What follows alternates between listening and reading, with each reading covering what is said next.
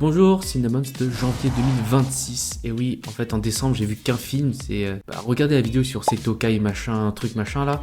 C'est le seul film que j'ai vu. Et comme vous l'avez peut-être sûrement vu sur la miniature ou dans le titre de la vidéo, eh bien je l'ai appelé ce Cinnamons Les Janvier Lions. Parce qu'il y a bien une œuvre que j'ai beaucoup vue ce mois-ci. J'ai quand même beaucoup réfléchi pour avoir ce titre. Mais revenons sur ça plus tard car on va voir par ordre chronologique les films que j'ai vus en janvier. Et quoi de mieux de commencer l'année 2026 par un film de mon goat, Millennium Actress, sorti en 2001 par Satoshi Kon. Satoshi Kon, mon goat. Comme à chaque fois, petit synopsis, le documentariste Genya Tachibana a retrouvé la trace de la légendaire actrice Chiyoko Fujiwara, mystérieusement disparue au sommet de sa gloire. Lorsqu'il lui remet une clé qu'elle croyait perdue à jamais, elle est loin d'imaginer qu'elle révélera non seulement les secrets longtemps enfouis de la vie de Chiyoko, mais aussi les siens. Un excellent film de Satoshi Kon qui a la brillante idée de mélanger la biographie de Chiyoko et la biographie cinématographique de Chiyoko. Oui, en fait, ils vont faire un documentaire sur Chiyoko, du coup, c'est pour ça. Bon, vous avez compris. Et c'est du pur Satoshi Kon. On ne sait pas ce qui est vrai ou non. Quelle est la réalité, quelle est la fiction. Et on ne sait pas si Chiyoko dit vrai sur son histoire, car elle mélange sa vraie vie et ses films. Donc voilà, on ne sait pas trop. Mais c'est ce qui rend le tout vraiment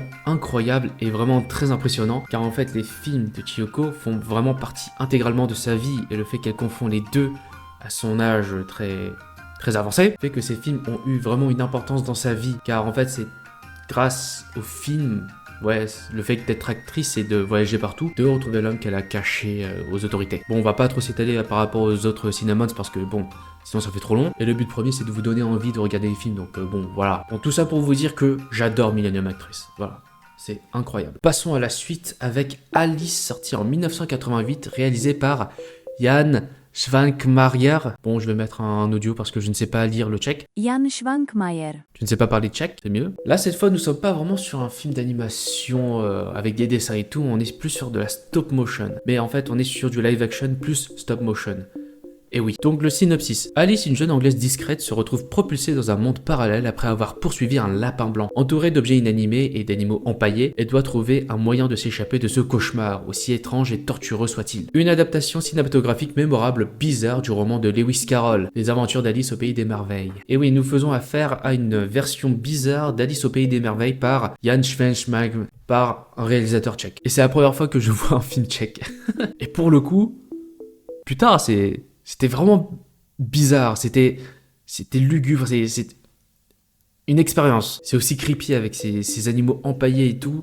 Wow, c'est très spécial. Et je ne sais pas pourquoi, mais ça m'a pas trop étonné vu que ça vient de l'Europe de l'Est. Oui, pour moi, c'est un gros cliché. L'Europe de l'Est, ils font des trucs un peu chelous et tout. Trucs chelous, mais fascinants à la fois. Alors, ce qui m'a donné envie de regarder ce film, déjà, c'était le mélange entre live action et stop motion, et aussi le fait que ça soit tchèque, vu que j'ai jamais vu de film tchèque. Mais surtout, quand j'ai repéré ce film sur Letterboxd, il y avait juste une image, et cette image me rendait un peu mal à l'aise. Et juste par curiosité, j'ai regardé le film et j'ai beaucoup apprécié. Et si vous voulez voir une autre version d'Alice au Pays des Merveilles et que vous avez envie d'avoir une expérience bizarre, voilà, pour changer un peu vos habitudes, et donc je vous recommande de regarder ce film. C'était une sacrée expérience, franchement c'était fascinant. Maintenant passons au prochain film qui est Akira, sorti en 1988, réalisé par Katsuhiro Otomo. Donc le synopsis, un projet militaire secret met en danger Neo-Tokyo en transformant un membre d'un gang de motards en un psychopathe psychique déchaîné que seuls 2 adolescents et un groupe de médiums peuvent arrêter. Alors c'est mon deuxième visionnage d'Akira parce que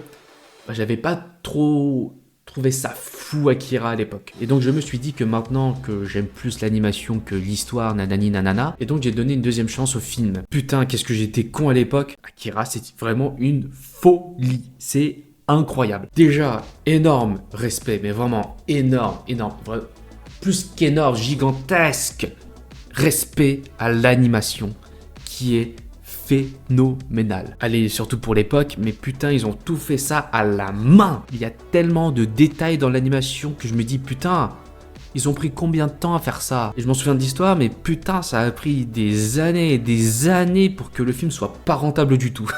Et rien que cet aspect-là, franchement, je mets direct 5 étoiles. C'est fort. Et en plus d'avoir une très bonne animation, qu'est-ce qu'il y a?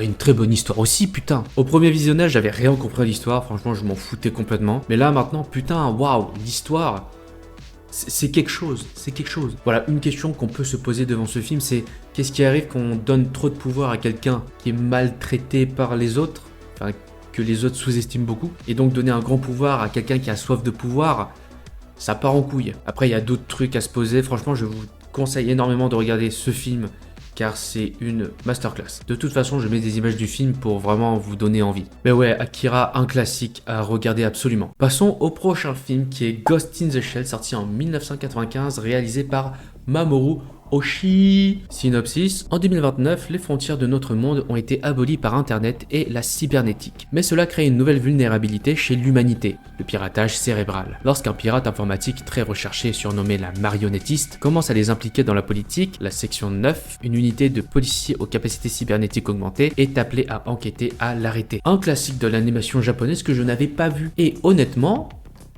j'étais un peu déçu. Ghost in the Shell est un bon film.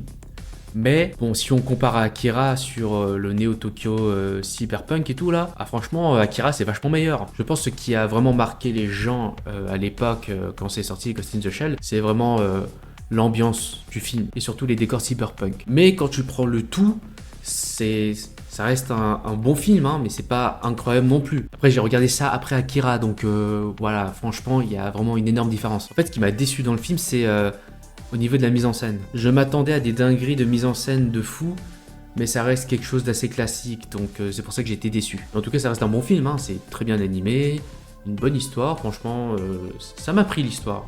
Honnêtement, ça m'a pris. Et comme j'ai dit précédemment aussi, ses décors et son ambiance qui est vraiment très bien faite. Et avec des personnages assez intrigants. Donc voilà, Ghost in the Shell, ça reste un bon film, mais que j'ai moins apprécié par rapport à Akira et aux autres films que j'ai vus précédemment. Sauf que la suite ne va pas aider, parce qu'on va attaquer le prochain film qui est Ghost in the Shell 2 Innocence, sorti en 2004, réalisé par la même personne qui est Mamoru Oshii. Alors je vous préviens, j'ai pas regardé tous les Ghost in the Shell, hein, toutes les versions du monde là, mais seulement les versions de Mamoru Oshii. Donc synopsis. Le détective cyborg Batou est chargé d'enquêter sur une série de meurtres commis par des gynoïdes, des cyborgs à l'apparence de poupées qui, après avoir dysfonctionné, ont tué puis se sont autodétruits. Le cerveau des gynoïdes s'initialise afin de protéger le logiciel de leur fabricant, mais dans l'un d'eux, que Batou a neutralisé lui-même, un fichier subsiste. Une voix prononçant la phrase « Aidez-moi ». Suite directe de Ghost in the Shell, premier du nom, qui ma foi est moins bien que le premier.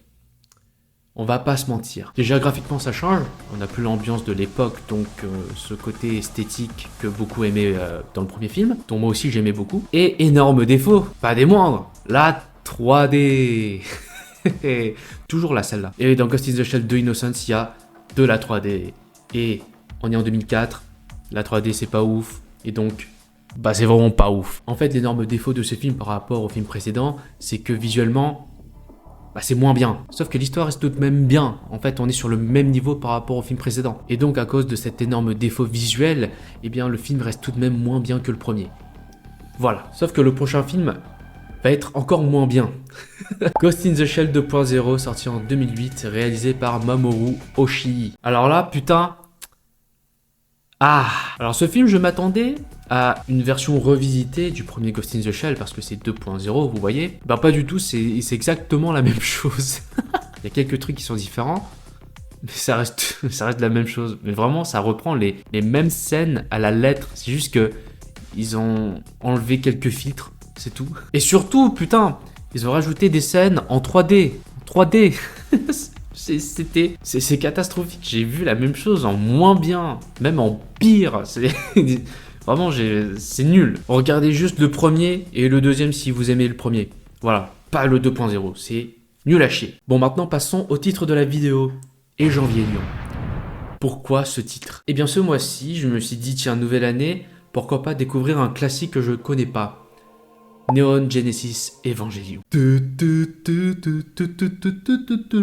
Déjà les raisons de pourquoi je voulais regarder l'animation, le style de l'époque et l'opening. Simple comme bonjour. Bon, je vais ressortir toujours les mêmes phrases, mais j'avais commencé à regarder, puis j'ai arrêté parce que j'ai regardé que le premier épisode et j'avais la flemme de regarder la suite. Voilà. Mais bon, on n'est pas là pour parler de la série Neon Genesis Evangelion, mais plutôt de ses films. Mais je vais quand même faire un synopsis de la série pour quand même vous resituer un peu. Au tournant du siècle, les anges revinrent sur Terre, déterminés à anéantir l'humanité dans une fureur apocalyptique. Dévastés, les derniers survivants se réfugièrent sous terre, attendant le retour des anges pour achever leur œuvre. 15 ans plus tard, ce jour est arrivé. Mais cette fois, l'humanité est prête à riposter grâce à de terrifiantes armes biomécaniques, les Évangélions. Suivez Shinji, Rei, Asuka et les autres membres de la mystérieuse agence secrète NERV dans leur combat pour sauver la Terre de l'annihilation totale. Donc si vous êtes à ce stade-là de la vidéo et que vous n'avez pas vu Neon Genesis Evangelion, eh ben sautez.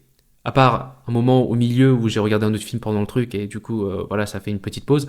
Mais voilà, passez. Et donc, premier film que j'ai vu de Neon Genesis Evangelion, eh bien c'est Neon Genesis Evangelion Death and Rebirth, sorti en 1997. Où là, je n'ai pas mis les réalisateurs parce qu'en fait, eh ben, je vais vous expliquer en fait le principe du film. Death and Rebirth est en fait deux trucs dans le film. On a la partie Death qui est une compilation expérimentale de la première saison pour faire une sorte de résumé avant de passer à la partie Rebirth. Rebirth qui est une partie de la vraie suite d'Evangelion parce que les 2 derniers épisodes de la série franchement ont été bâclés et je pense qu'ils n'ont pas eu le temps de faire une vraie fin. Sauf que ce film, il n'est pas fini.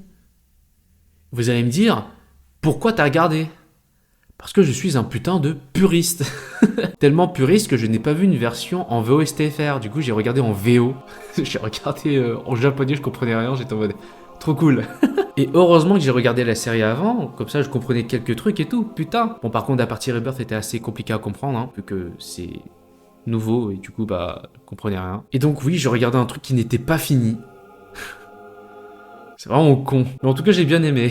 Film inutile. Alors, je vous préviens, si vous voulez vous taper tous les évangélions et tout, ce film, il sert à rien. Honnêtement, il sert à rien. C'est juste que je me suis fait un petit kiff. Voilà. Donc, passons au film qui est la version finale de Rebirth, qui est Neon Genesis Evangelion, The End of Evangelion, sorti en 1997, précise toujours la date. Et donc là, je vais mettre les réalisateurs vu qu'ils sont moins que dans la série. Film réalisé par Kazuya Tsurumaki et Hideaki Anno, le créateur de Evangelion. Et donc, comme dit dans le titre, c'est la fin d'Evangelion. Voilà, merci d'avoir regardé cette vidéo. Donc suite au flop monumental des 2 derniers épisodes de la série où c'est juste un interrogatoire, littéralement, l'équipe derrière Evangelion se sont dit tiens on va faire une vraie fin. Et cette fois on va la finir parce qu'en fait on avait Death in Rebirth sauf qu'on n'a pas eu le temps de finir le côté Rebirth. Du coup bah on va sortir un film, voilà. Alors pour être plus exact c'est pas vraiment un film, c'est les 2 derniers épisodes, enfin ceux qui remplacent les 2 derniers épisodes de la série. Bon vous avez un peu compris le truc quoi. Et waouh, c'est... Ce film, c'est ce que j'appelle vraiment une fin. La fin d'Evangelion, la vraie fin, entre guillemets, parce qu'il y a plusieurs fins. Putain, cette fin-là, waouh, elle est incroyable. J'étais vraiment bouche bée quand j'ai vu la fin. Ah bah ça, c'est sûr que cette fin est bien meilleure que celle de la série, hein, ça c'est sûr. Belle bite, belle bite, belle bite, belle bite, Belle bite. belle bite, Hé, belle bite, hein. Très belle bite, Shinji. belle bite, Belle bite. Hé, belle bite. belle bite, Belle bite. belle Belle bite. bite. Merci beaucoup. Déjà que j'ai beaucoup aimé la série, alors là, tu me mets ça. Moi, je tombe d'un immeuble. Je crois que c'est l'une des rares fins d'œuvre que j'ai vraiment beaucoup aimé. The End of Evangelion, c'est une masterclass. J'adore dire ce mot parce que je suis jeune. Et ce film est vraiment l'argument de pourquoi faut regarder la série. Parce que putain, si vous voulez une bonne fin, une très bonne fin, regardez Neon Genesis Evangelion, puis passez à The End of Evangelion, parce que c'est incroyable. Donc The End of Evangelion, c'est vraiment un énorme coup de cœur de ce mois-ci. Sauf que ce n'est pas fini, parce qu'il y a d'autres films Evangelion. Bon, le film dont je vais parler après est une exception. Parce que maintenant, parlons de Evangelion Death True au carré, sorti en 1998. Oui, ça s'appelle True au carré, je sais pas pourquoi, qui est littéralement la partie Death de Death in Rebirth, tout simplement. Mais cette fois-ci, j'ai eu des sous-titres. Donc rien à dire, c'est une compilation résumée expérimentale de la série. Donc voilà. Et il n'y a pas The End of Evangelion dans ce truc. Donc voilà, c'est littéralement la même chose que Death de Death in Rebirth. Bon, petite pause sur Evangelion, là je me suis dit, faut qu'on se calme un peu. On va regarder un autre film. Et film assez récent, qui est sorti le 31 décembre, qui est 100 Meters, sorti en 2025, réalisé par Kenji Iwaisawa. Putain, c'est assez compliqué. Donc, synopsis. Un coureur doué entraîne un camarade de classe déterminé mais peu habile, ignorant qu'il est en train de créer un rival qui le défiera sur la piste pendant des années. Un film d'animation sur l'athlétisme. Jamais vu ça. Un film qui était plutôt pas mal, surtout assez impressionnant. Au niveau de l'histoire, on est un peu sur une métaphore de l'athlétisme, de comme quoi on court vers l'avant et tout, qu'il y a des obstacles devant nous, qu'on essaie d'aller plus loin. On peut faire une métaphore aussi à la vraie vie, etc. Bon, c'était assez intéressant sur cet aspect. Et aussi un truc très impressionnant sur l'animation qui et une animation réaliste. Alors je ne sais pas comment on appelle cette technique d'animation, mais on prend des vidéos et on dessine par-dessus, quoi. Bon, c'est un truc assez simple à expliquer, mais un peu difficile à mettre en œuvre. Sauf que c'est ça mon problème. Là, on est vraiment sur du subjectif. J'aime pas l'animation réaliste. J'aime pas. Tout simplement, j'aime pas. Parce que je me dis, pourquoi animer un truc réaliste tant que tu peux filmer? Enfin voilà, après ce n'est que mon point de vue, hein, ce n'est que mon avis. Comme je l'ai dit, c'est impressionnant, je respecte, mais j'aime pas. Et donc c'est à cause de cet aspect que j'ai moins aimé le film. Il y a aussi les décors qui sont pas ouf, mais bon, les décors sont des décors, quoi. Pour empêcher un peu ça aussi, qui a un peu baissé la note. Mais donc, One Red and Better, c'est vraiment un bon film, je vous le conseille de regarder. Voilà. Bon, petite pause faite, maintenant, passons à la quadrilogie d'Evangelion. Et je me suis dit, je vais faire un truc spécial pour ces films-là. Je vais les regarder le même jour. Je vais tous les enchaîner d'un coup. Et c'est ce que j'ai essayé de faire. Bonjour, il est 7h43 du matin et je m'apprête à faire un marathon des films Evangelion. C'est-à-dire qu'aujourd'hui, je vais me mater 4 films. Voilà, d'affilée. Ça va être... Ouais, j'ai hâte. 6.5 hours later. Bonjour, il est quelle heure? Il est 13h52, j'ai regardé les 3 films d'Evangelion, il me reste le dernier, 3.0 plus 1.0. Je suis trop fatigué, je vais dormir, je vais regarder ça ce soir, j'en peux plus. A few moments later. Il est 23h35 et j'ai regardé le dernier film d'Evangelion. Putain, j'ai regardé 4 films le même jour. C'est fort, c'est fort. Franchement, bravo de la perf. Et en plus, c'est pas fini parce que c'est pas la fin du mois.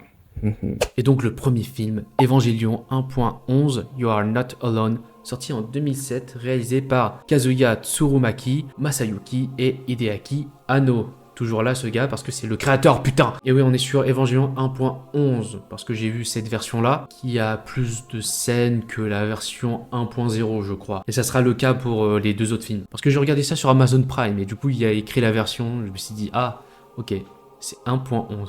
Putain, au départ, je comprenais rien. Petite parenthèse, mais putain, quand tu découvres les films d'Evangelion, pas les Neon Genesis là, tu vois les chiffres, tu te demandes, mais qu'est-ce que c'est que cette merde? Pourquoi ils font des maths dans leur titre de film? Parce que je comprenais rien, il y avait une version 1.0, après je vois 1.11, je me dis putain, qu'est-ce que c'est que cette merde?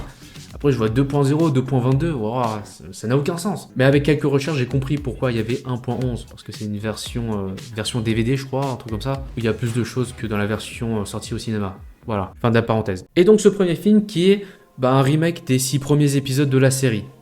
Mais en film. Voilà. Cool. Bon, on est sur un style graphique plus moderne. Hein, on va pas cracher dessus, hein, c'est normal, il faut coller à la norme de la société. Et durant tout le film, je me suis dit, bon, c'est la même chose que la série, du coup, c'est un peu chiant. Sauf qu'il y a quelques scènes qui changent tout l'aspect de la série. Et le peu de scènes inédites qui se différencient de la série fait que, on va aller sur quelque chose d'autre, donc c'est cool. Sauf que bon, voilà quoi, le premier film, c'était quasiment la même chose que la série, donc c'était pas si ouf que ça. Mais bon, faut quand même un point de départ, on va pas cracher dessus quoi. C'est pour ça que j'ai mis 3 étoiles. Mais bon, ça reste moyen pour un film. Mais qu'en est-il de la suite avec Evangelion 2.22 You Cannot Advance, sorti en 2009, réalisé par Kazuya Tsurumaki, Masayuki et Hideaki Anno. Toujours la même team, et cette fois je vais vous faire le synopsis parce que, ce film change complètement de la série. Sous les attaques incessantes de créatures monstrueuses appelées anges, qui cherchent à éradiquer l'humanité, l'agence spéciale NERV des Nations Unies recrute 2 nouvelles pilotes d'EVA pour défendre la ville de Tokyo 3, la mystérieuse Makinami Mari Illustrous et l'intense Asuka, l'anglais Shikinami. Bon, juste Asuka. Parallèlement, Gendo Ikari et Seele poursuivent un projet secret impliquant Rei et Shinji. Et donc dans le synopsis, il y a vraiment un truc qui change vraiment de la série, c'est qu'on a un nouveau personnage, Makinami. Et donc l'apparition de ce personnage change complètement de la série et ajoute aussi quelque chose en plus par rapport à la série. Alors il y a quand même des défauts dans ce film, c'est que l'apparition d'Asuka et le fait de la cohabitation avec Shinji est faite trop vite et sans trop de logique. Parce que quand tu connais la série, tu as de véritables raisons de pourquoi ils cohabitent ensemble et le fait d'être synchro, sauf que là dans le film, juste ils vont cohabiter ensemble juste pour être synchro et il n'y a pas trop de vraies raisons derrière tout ça. Et ce qui est très étonnant dans ce film par rapport à la série, c'est sa fin. Oui, sa fin. La fin de ce deuxième film change complètement la dimension de l'œuvre. Et qui vraiment la rend unique par rapport à la série. Et donc moi qui pensais qu'avec le premier film et on va dire la première partie du deuxième film, que ce serait vraiment presque la même chose que la série, mais juste c'est full fanservice quoi, et ben là ça m'a vraiment fait changer complètement mon avis.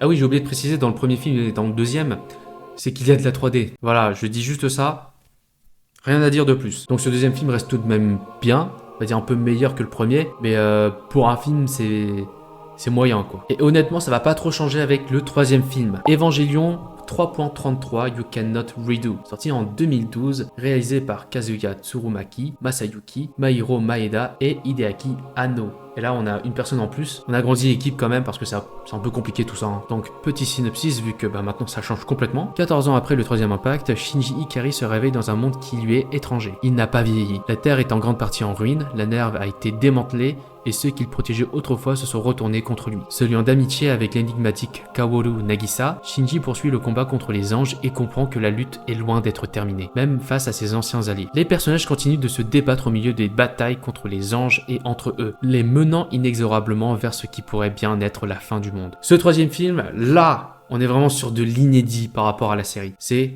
complètement un univers différent. Alors honnêtement, tout au long du film, on est un peu sur un côté boring, jusqu'à la fin, enfin jusqu'à la partie finale on va dire, où ça part complètement en couille. Et donc bien évidemment, je ne l'ai pas précisé dans les deux derniers films, mais l'évolution de Shinji part dans une tournure un peu plus compliquée, on va dire. Bon, j'ai rien d'autre à dire sur ce film, à part le fait que ça soit vraiment complètement inédit par rapport à l'histoire de la série, et qui honnêtement prend une tournure assez bizarre. Enfin, je suis pas trop fan de ça, honnêtement. Mais bon, on prend quand même, hein, c'est bien de découvrir. Mais bon, il nous reste le dernier film de cette quadrilogie d'Evangelion. Evangelion 3.0 plus 1.0, Thrice Upon a Time, sorti en 2021, réalisé par Kazuya Tsurumaki, Katsuichi Nakayama, Mahiro Maeda et Hideaki Anno. Voilà, on change encore certaines personnes. Alors on passe de 2012 à 2021. On a inversé les deux derniers chiffres. Bon, dernier synopsis de cette série de films. Après le quatrième impact, privés de leur évangélion, Shinji, Asuka et Rei retrouvent refuge dans l'un des rares foyers d'humanité encore présents sur la Terre dévastée. Là, chacun mène une vie bien différente de celle qu'il menait en tant que pilote d'évangélion. Cependant, le danger qui menace le monde est loin d'être écarté. Un nouvel impact se profile à l'horizon, qui s'avérera être la véritable fin d'Evangélion. La véritable fin, on sait pas trop, hein. Voilà, il y a la fin de la série, il y a The End of Evangelion, il y a la fin de celle-ci, il y a la fin du manga. Bon, faudrait quand même savoir. Et contrairement aux 3 autres films qui étaient moyens, là, on est sur un bon film. Enfin, parce que dans les 3 derniers films, on n'avait pas cette énergie, cette réalisation à la Evangelion qu'on avait vu dans la série qui faisait vraiment son énorme qualité. Et là, on la retrouve, enfin surtout à la fin, mais on est surtout vraiment sur quelque chose de plus stable et de plus osé. On a un commencement vraiment très tranquille, où là, le développement des personnages est bien plus poussé que dans les 3 autres films. Enfin, les personnages plus Rei, Shinji et Asuka. Là, vraiment ralenti sur l'action et tout, vraiment, faut... calmos. Puis ça avance crescendo sur l'histoire, et donc on a cette accélération qui arrive vers le milieu du film, je crois, et qui nous montre la véritable fin d'Evangelion, comme il y a écrit sur le synopsis, même si j'y crois pas trop. Et cette fin qui est vraiment purement ADN Evangelion, ce que j'ai adoré. Voilà, c'est ce que j'attendais d'un film Evangelion. Cet ADN qu'on retrouvait dans la série. Alors petit défaut, mais certes, on a développé Rei, Asuka, Shinji, mais on a oublié un personnage qui, quand même, on voit vers la fin qu'elle est très importante, qui est, qui est Makinami, où vraiment, on la voit très peu. On s'attache pas tellement à elle, mais elle a vraiment une certaine importance dans l'histoire, donc c'est assez dommage sur ça. Ce film aurait pu être un 5 étoiles si il n'y avait pas de 3D. Ah oui, tout de même, je suis vraiment très réticent sur la 3D, c'est vraiment pas ouf. Même si ça s'est amélioré, mais c'est quand même pas ouf. Mais en tout cas, heureusement qu'ils ont fini cette quadrilogie de films avec un très bon film. Ah, j'avais eu peur. Alors que penser de cette quadrilogie de films ? Eh bien, alors honnêtement, je pense pas qu'il faut le montrer à des personnes qui ne connaissent pas Evangelion, car il manque certaines choses pour vraiment aider à la compréhension du film, de l'œuvre, que les fans de la série ont déjà acquis. Et on va être très honnête que cette quadrilogie de films, c'est surtout du fanservice. Voilà. Même à la fin des films, à la fin des crédits et tout, bon, ils disent que c'est du fanservice, littéralement. Donc voilà. Donc ceux qui ont aimé la série Neon Genesis Evangelion, bah si vous êtes vraiment très fan de cette série, bah les films, je vous conseille de le regarder pour avoir une fin différente. Pour avoir un autre aspect de l'œuvre qui est moins intéressant que la première version, mais qui reste tout de même sympathique. Et si vous n'êtes pas convaincu par ces arguments, je vais vous donner mon argument principal de pourquoi j'ai regardé des films. Hikaru Utada. C'est Hikaru Utada qui fait les chansons des films. Voilà, c'est un énorme argument. Alors, fun fact, ma chanson préférée d'Hikaru Utada, qui est One Last Kiss, je ne savais pas du tout que ça venait d'Evangelion. Je ne savais pas du tout avant. Et donc, c'est aussi l'un des arguments de pourquoi je veux regarder aussi les films Evangelion. Alors que c'est pas si nécessaire que ça, mais bon. Donc, les films Evangelion, c'est sympathique. Et surtout, la fin qui est bien meilleure que les 3 autres films. Et donc, c'est fini pour cette partie Evangelion. Ah. Putain, j'ai regardé pas mal de films, hein, en plus de la série. Mais bon, c'est pas fini parce qu'il y a d'autres films à présenter. Et oui. The Tale of the Princess Kaguya, sorti en 2013, réalisé par Isao Takahata. Un autre classique du studio Ghibli. Synopsis. Découverte dans une tige de bambou luisante par un vieux coupeur de bambou et sa femme, une minuscule fille grandit rapidement et devient une jeune femme d'une beauté exquise. La mystérieuse princesse fascine tous ceux qui la rencontrent. Mais finalement, elle devra affronter son destin. Le conte de la princesse Kaguya, un classique de la littérature japonaise. Et qu'en est-il de ce film? Ce film, il est incroyable. J'ai adoré ce film, il était trop bien. Au style de l'époque, tard l'époque, vraiment... Je vais pas vous dire les époques parce que je m'y connais rien en histoire japonaise, mais qui datent de longtemps, genre les vieux trucs quoi, mais en version un peu plus moderne, et donc ce qui rajoute un côté plus authentique, avec ses décors en aquarelle et tout, son animation, waouh, son animation qui... Ce film a une animation très expressive et qui donne beaucoup d'émotions sur les mouvements. C'est ce que j'ai vraiment adoré de ce film. Et au niveau de l'histoire, on est sur quelque chose de très fidèle au conte original, enfin d'après moi. Et donc ce film est vraiment une excellente adaptation. Je vous conseille énormément de regarder ce film. Il est tout simplement incroyable. Et donc maintenant, le dernier film de ce mois. Putain, ça fait beaucoup de films, hein, putain. Qui est un film sorti vraiment très récemment, qui est Cosmic Princess Kaguya, sorti en 2026, réalisé par Shingo Yamashita. Alors le synopsis, parce que c'est vraiment différent du conte de la princesse Kaguya. La vie d'Iroha bascule lorsque Kaguya, une jeune fille insouciante venue de la lune, emménage chez elle et la convainc de se produire ensemble dans un monde virtuel. Alors on est sur une version très moderne du conte de la princesse Kaguya. Et honnêtement, c'est un bon film. J'ai bien apprécié le film, mais c'est pas exceptionnel non plus quoi. Alors sur la qualité graphique, c'est très très beau. Hein, on va pas se mentir. L'animation aussi, on a aussi des changements de style d'animation quand on est sur le monde virtuel, etc. On a beaucoup de références de pop culture japonaise des temps modernes, enfin actuels quoi. Et sur l'histoire, comment dire que... Alors je trouvais ça sympathique au départ, mais quand on a le plot twist vers la fin du film, j'ai fait ah ouais, c'est pas ouf. Enfin, c'est sorti de mon trou du cul, voilà. C'est sorti de je sais pas d'où. C'est pas ouf ça. C'est vraiment nul. Ah, vraiment sur ce côté-là, j'ai vraiment pas aimé. Non, non. Ah, parce qu'on est sur une fin complètement différente de l'histoire originale. Hein. Après, ce n'est pas un défaut. Mais bon, putain, quand on commence à amener le truc, c'est... On dirait un Deus Ex Machina, quoi. C'est sorti de nulle part. Ah oui, j'ai envie de revenir un peu sur l'animation parce que, putain, je suis beau être un weeb, un otaku et tout. Putain, le film pour moi c'était un peu trop weeb à mon goût. Oh putain, c'est un film que la génération TikTok peut regarder sans problème. Mais putain, ça bouge trop. C'est comme le truc de JDG avec les clés là. Les clés sont là. Ouh. Ça m'a fait mal au crâne. Hein. C'est fou. Oh, surtout que putain, wow, à un moment elle me cassait les couilles, hein, honnêtement. Donc Cosmic Princess Kaguya, c'est un bon film hein, pour les otaku et tout. Je conseille vraiment aux weeb, otaku de regarder ce film. Et pour les gens qui sont pas spécialement attachés à cette culture-là, bon, je conseille pas trop, quoi. Je conseille pas trop. Et donc voilà, c'est fini pour ce Cinémas de janvier 2026, surnommé les Janvier-Lions. Là, pour ce mois-ci de février, je sais pas quand va sortir cette vidéo, mais pour l'instant, j'ai regardé pas mal de films, et cette fois, il y en a que j'ai vu au cinéma. Waouh, pour une fois que je sors, c'est fou. Donc, je vous donne rendez-vous le mois prochain pour le prochain Cinémons. Allez, c'était Macrage. Ciao!